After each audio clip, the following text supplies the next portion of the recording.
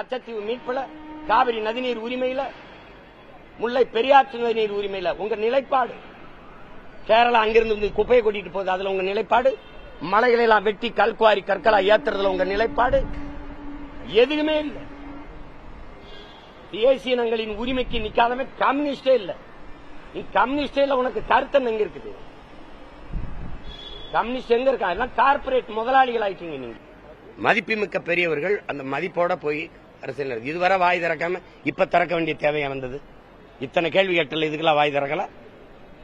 நீங்க செய்ய வேண்டிய வேலையை நான் செஞ்சுக்கிட்டு இருக்கேன். ஏன்னு கேளு, நான் தான் உண்மையிலேயே கம்யூனிஸ்ட். உலகத்திலே தலை சிறந்த தத்துவமாக விளங்குகிற மார்க்சியத்தை பற்றியும் மார்க்சிஸ்ட் கம்யூனிஸ்ட் கட்சியை பற்றியும் சில தரங்கட்ட அரசியல்வாதிகள் வாய்க்கு வந்த மாதிரியெல்லாம் பேசிக் கொண்டிருக்கிறார்கள்.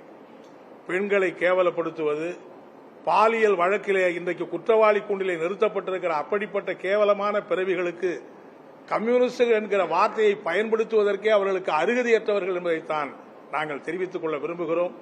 அவர்களுக்கெல்லாம் பதில் சொல்லக்கூடிய அளவுக்கு நாங்கள் இறங்கி போக விரும்பவில்லை.